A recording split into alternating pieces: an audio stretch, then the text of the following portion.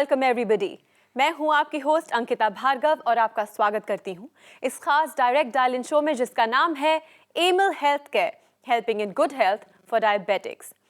दोस्तों, blood sugar के रहते भी आप एक सेहतमंद जिंदगी जी सकते हैं। जी हाँ, इसी सोच के साथ हमने इस शो की शुरुआत की थी और ये शो आज एक महाअभियान बन चुका है डायबिटिक्स के लिए। आज भारत में ब्लड शुगर की प्रॉब्लम जिस रफ्तार से बढ़ रही है, उससे कई गुना ज्यादा रफ्तार से इसकी रोकथाम के लिए प्रयास कर रही है एक जानी मानी company, Amil health care and research centre. Blood sugar के खिलाफ अपने अभियान में एमिल हेल्थ केयर को साथ मिला है प्रसिद्ध सरकारी संस्था CSIR की रिसर्च का। Amil health care and research centre की पूरी टीम डॉक्टर नितिका कोहली के गाइडेंस में लगातार शुगर के पेशेंट्स की हेल्प के लिए तत्पर है। डॉक्टर नितिका कोहली का एक ही उद्देश्य है, ब्लड शुगर के खिलाफ लोगों को जागरूक करना। दोस्तों, हमारे इस महाअभियान का नेतृत्व कर रही हैं डॉक्टर नितिका कोहली, जो आज हमारे साथ स्टूडियो में मौजूद हैं। तो चलिए मिलकर उनका स्वागत करते हैं। डॉक्टर नितिका, केवल स्टूडियो में आपका बहुत बहुत स्वागत है। Thank you Ankita. दोस्तों, आज इस एपिसोड में हम चर्चा करने वाले हैं हार्मोन्स और ब्लड शुगर के बारे में।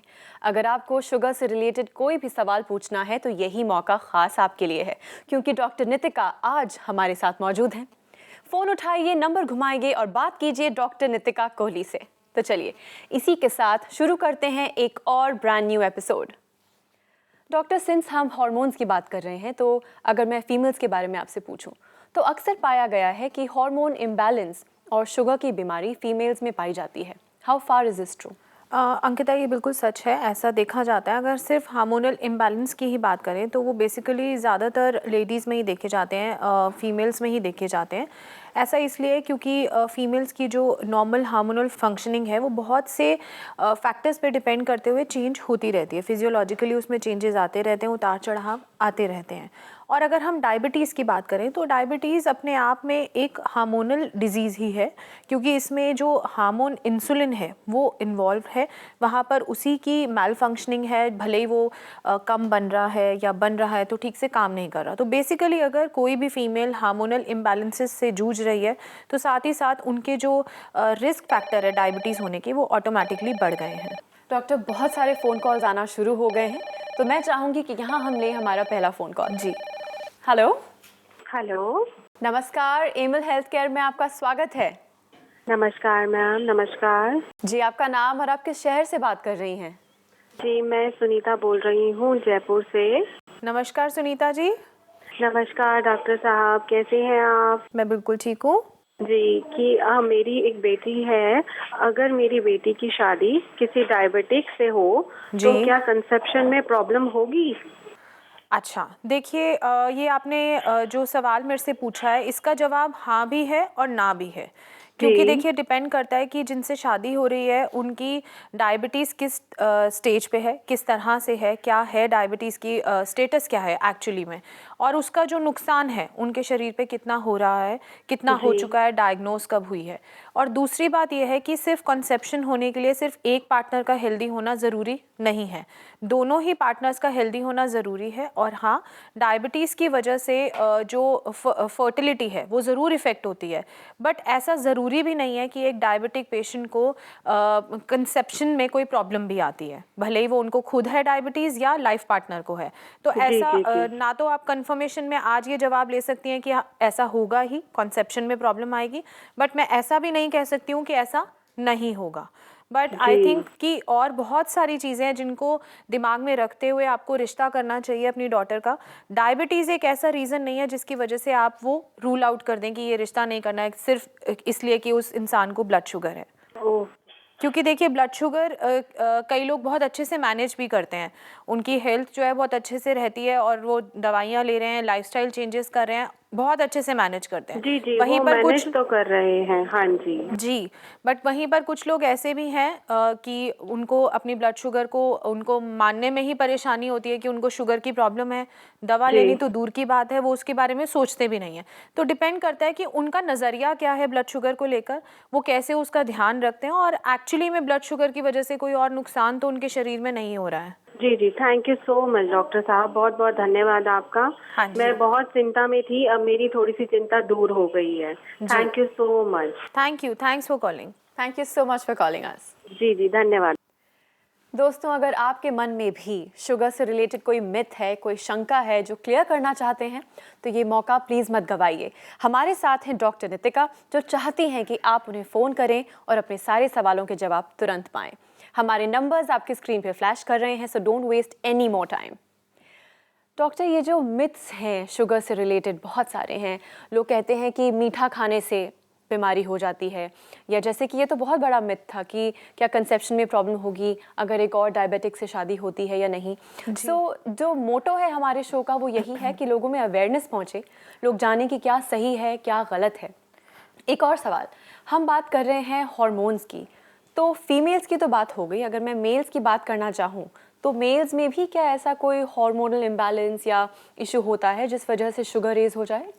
बिल्कुल अंकिता, ऐसा होता है कि शुगर अगर रेज्ड है तो उनमें जो टेस्टोस्टेरॉन है, जो मेल हार्मोन है, उसकी जो वैल्यूज़ हैं वो घटती हैं, लो लेवल्स देखे जाते हैं। बट ये जो हार्मोनल इम्बैलेंस है ये फीमेल्स में अक्सर ज़्यादा देखे जाते हैं, मेल्स में कम देखे जाते हैं। बट बजाय इसके कि मैं ऐसा कहूँ कि हार्मोनल इम्बैलेंस पहले होता है और ब्लड शुगर होती है, रिवर्स में ऐसा चलता है कि अगर ब्लड शुगर कंट्रोल नहीं है तो लो लेवल्स टेस्टोस्टेरॉन के देखे जाते हैं। तो डॉक्टर, क्या और भी कोई हार्मोनल इश्यूज होते हैं जिसकी वजह से ब्लड शुगर रेज होती है? बिल्कुल अंकिता, ऐसे बहुत से हार्मोनल इश्यूज़ हैं। अक्सर ऐसा देखा जाता है कि मेनोपॉज के टाइम फीमेल्स के उस टाइम पर ब्लड शुगर के लेवल्स जो हैं वो वेरिएशन में जाते हैं, या फिर देखा जाए तो नॉर्मल मेंस्ट्रुएशन साइकिल के टाइम भी देखा जाता है कि उससे पहले और उससे बाद वो 3 से 5 दिनों में भी वो जो ब्लड शुगर लेवल्स हैं वो वेरिएबल हो जाते हैं। और कई बार ऐसा देखा जाता है कि ब्लड शुगर से पहले अगर किसी पेशेंट को, किसी फीमेल को ब्लड शुगर नहीं भी है, कुछ ऐसे हार्मोनल इश्यूज़ देखे जाते हैं जैसे कि पीसीओडी, जो कि बहुत कॉमन है, उसके चलते अगर उसको भी ट्रीट ना किया जाए तो वो डायबिटीज़ में भी टर्न आउट हो सकता है और इनफर्टिलिटी भी साथ ही साथ जुड़ जाती है। तो बहुत से ऐसे हार्मोनल इश्यूज़ हैं जिनका सीधा सीधा रिलेशन है डायबिटीज़ से। डॉक्टर, यहाँ मैं लेना चाहूँगी एक और फ़ोन कॉल। जी, हेलो। हेलो। नमस्कार, एमिल हेल्थ केयर में आपका स्वागत है। हाँ नमस्कार मैडम। जी, आपका नाम और आप किस शहर से बात कर रहे हैं? हाँ मैडम, मेरा नाम नीलेश है, मैं कोल्हापुर से बात कर रहा हूँ। नमस्कार नीलेश जी, नमस्कार मैडम। कैसे हैं आप? बस मजे में मैडम, आप कैसे हो? मैं बिल्कुल ठीक हूँ, बताइए क्या जानना चाहते हैं? मैडम मैं ये जानना चाहता हूँ कि मेरी वाइफ प्रेगनेंसी थी हाँ 3 जी। साल पहले, अच्छा। और उनको डायबिटीज सब डिटेक्ट हुआ था, लेकिन अभी वो नॉर्मल है। जी। तो अभी हम चेकअप कर रहे तो उसमें नॉर्मल आ रहा है। हाँ जी। तो मैं यही पूछना चाहता हूँ कि अभी उनको डाइट में क्या लेना चाहिए, मतलब जिससे वो नॉर्मल रहे। अच्छा, अच्छी बात है कि उनकी ब्लड शुगर अभी आप टेस्ट कराते हैं, और ये भी अच्छी बात है कि आप टेस्ट कराते हैं। आपको ये समझ है कि अगर प्रेगनेंसी में ब्लड शुगर आई है तो आगे होने के चांसेस रहते हैं। तो अच्छा करते हैं, टेस्ट कराते हैं। और डाइट के बारे में जानना चाहते हैं तो देखिए, ना तो कोई डायबिटीज़ डाइट कोई अलग से होती है, ना इनके लिए कोई ऐसे में स्पेशल एक ऐसी डाइट प्लान ही होता है जो कि हर इंसान को फॉलो करना चाहिए। बेसिक से प्रिंसिपल्स हैं उस डाइट के यही हैं कि एक तो बैलेंस्ड होना चाहिए, सब तरह का फूड ग्रुप, जैसे कि अगर हम कार्बोहाइड्रेट बोल रहे हैं, प्रोटीन बोल रहे हैं, फैट्स बोल रहे हैं, हर तरह की चीज़ उसमें होनी चाहिए। किसी भी चीज़ का एक्सेसिव यूज़ नहीं होना चाहिए। और अगर साथ में बात करें तो टाइमिंग्स मेंटेन होने चाहिए, लंबे लंबे अंतर ना हो खाने में, थोड़ी थोड़ी देर में थोड़ा थोड़ा खाना खाएं, ऐसा ना हो कि एकदम सब कुछ खा रहे हैं। और ऐसा भी नहीं है कि बिल्कुल मीठा नहीं खाना है, ऐसा भी नहीं है, एक नॉर्मल मात्रा में एक सेवन करा जा सकता है मीठे का। किस तरह का मीठा लेती हैं वो डिपेंड करता है। बहुत ज़्यादा पैकेट फूड नहीं खाना है, प्रोसेस्ड फूड नहीं खाना है, ये सभी के लिए है। और ऐसे पेशेंट्स के लिए भी है जिनको डायबिटीज़ होने के चांसेस बने हुए हैं, रिस्क फैक्टर पे हैं जो, तो वो रिस्क फैक्टर पे हैं। और साथ ही साथ अगर देखें तो उनकी नींद, वो टाइमिंग्स पूरे रहने चाहिए, एक प्रॉपर टाइम पे सोएं, प्रॉपर टाइम पे उठें। साथ ही साथ अगर कुछ एक्सरसाइज करें डेली रूटीन में, तो ये सब जो है ये सबके लिए ही लागू होती है बात। बट अगर आपकी वाइफ जो कि एक रिस्क फैक्टर जोन में है तो ये सब फॉलो करती हैं, तो फॉर श्योर वो आने वाले टाइम में अगर उनको डायबिटीज़ होने के चांसेस है भी तो वो उसको प्रिवेंट कर सकती हैं। Thank you madam. Thank you, thanks for calling. Thank you madam. Thank you so much for calling us. Thank you madam. दोस्तों, आज इस एपिसोड में हम चर्चा कर रहे हैं हार्मोन्स और ब्लड शुगर के बारे में। अगर हार्मोन से रिलेटेड आपका कोई सवाल है और आप जानना चाहते हैं कि हार्मोन्स का क्या असर पड़ता है आपके ब्लड शुगर लेवल्स पे, तो ये मौका खास आपके लिए है। फ़ोन उठाइए और डॉक्टर नितिका से बात कीजिए। अगर आप इस एपिसोड को दोबारा देखना चाहते हैं तो आप हमारा रिपीट टेलीकास्ट देखिए या फिर ऑनलाइन जाइए। डॉक्टर नितिका, हार्मोन्स की बात तो हो ही रही है, पर आपने मेंशन किया पीसीओडी। ये सब लाइफस्टाइल डिसऑर्डर्स ही माने जाते हैं, ब्लड शुगर भी, बीपी भी। तो आयुर्वेद की बात करें तो आयुर्वेद में इसका क्या इलाज है? देखिए अंकिता, आयुर्वेद में सबसे अच्छी बात यह है कि रूट कॉज को ट्रीट करने की हम बात करते हैं। जब हम पीसीओएस की बात करते हैं तो वहाँ पर सबसे पहली जो प्रॉब्लम आती है वो है इंसुलिन रेजिस्टेंस, और जो कि आई थिंक बहुत बड़ा कारण है डायबिटीज़ में भी, डायबिटीज़ होने के लिए भी। तो अगर हम उस इंसुलिन रेजिस्टेंस को कंट्रोल करते हैं, सेंसिटाइज करते हैं इंसुलिन को कि वो अपना काम ठीक से करें, तो बेसिकली वो प्रॉब्लम जब ठीक होती है तो पीसीओएस में भी आराम दिखता है, डायबिटीज़ तक पेशेंट नहीं पहुँचता। अगर प्री डायबिटिक हो रहे हैं पेशेंट्स तो वो डायबिटीज़ की स्थिति तक नहीं पहुंचते। और अगर डायबिटिक की अगर हम बात करें, वहाँ पर भी अगर हम इस इशू को टैकल करते हैं तो इनफर्टिलिटी जैसी प्रॉब्लम्स, जिन पेशेंट्स को पीसीओएस है और डायबिटीज़ है, उनको इनफर्टिलिटी की प्रॉब्लम को भी सामना नहीं करना पड़ेगा। तो आयुर्वेद में बेशक इन सब प्रॉब्लम्स का हल मौजूद है। डॉक्टर, आपके एक ऐसे पेशेंट हैं हमारे साथ जिन्होंने आयुर्वेद का रास्ता अपनाया, आपके मार्गदर्शन को समझा, अपने जीवन में अपनाया और आज आपसे कुछ कहना चाहते हैं। Let's take a look. जी, मैं सतनाम कौर दिल्ली तो बोल रही हैं जी। कुछ टाइम तो मेरी तबीयत बहुत ख़राब रह रही थी, तो बच्चों ने डॉक्टर को दिखाया तो उन्होंने बोला कि टेस्ट कराओ सारे। तो टेस्ट करवाए, टेस्ट सारे चेक किए तो उन्होंने कहा कि नाल शुगर भी है। तो बच्चे कहने लगे कि क्या करें अब, चलो किसी अच्छे डॉक्टर से दिखाते हैं। तो एक बार उन्होंने देखा, प्रोग्राम देखा था डॉक्टर नितिका का, तो वो कहने लगे कि चलो वहीं ले चलते हैं। तो डॉक्टर नितिका के पास आए तो उन्होंने देखा कि शुगर हाई है, तो इसलिए चक्कर भी आते हैं। तो डॉक्टर नितिका जी ने मेरे को शुगर की दवाई दी, साथ साथ कहने लगे कि शुगर बीपी की दवाई भी खानी है। तो बीपी की और शुगर की दवाई दोनों ले रही हूँ। अब काफ़ी सुधार है मेरी तबीयत में। तो मैं डॉक्टर नितिका जी का बहुत बहुत धन्यवाद कर दिया।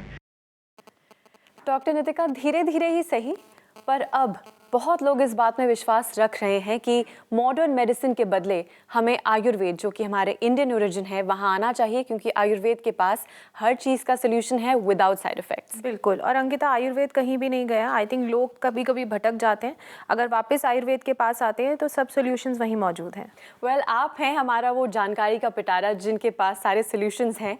सो वंस अगेन हमारे स्टूडियो में आने के लिए, हमसे ढेर सारी बातें करने के लिए बहुत बहुत शुक्रिया। Thanks for having me Ankita. चलिए दोस्तों, यहाँ ख़त्म होता है एक और एपिसोड, लेकिन जाने से पहले आपसे कह दूं कि आप अब भी अपने सवाल हम तक पहुँचा सकते हैं, क्योंकि डॉक्टर नितिका और उनकी पूरी की पूरी टीम आपके लिए हमेशा तत्पर है। आप हमें लिख सकते हैं, ईमेल कर सकते हैं या फिर कॉल कर सकते हैं। हमारा पता है Amil health care and research centre, 2699 main Patel road, west Patel Nagar, opposite metro pillar number 208, new Delhi 110008।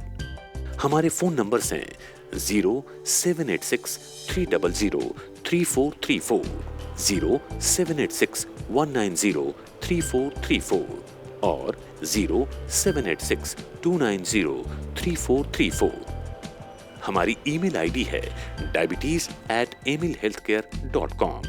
हमारी वेबसाइट है www.emilhealthcare.com। तो चलिए दोस्तों, इसी के साथ मैं अंकिता भार्गव लेती हूँ आपसे इजाज़त। पर जाने से पहले ये वादा रहा कि अगले एपिसोड में ढेर सारी जानकारी के साथ मैं फिर हाजिर होंगी। तब तक के लिए अपना ख्याल रखिए, क्योंकि हमें आपकी फिक्र है।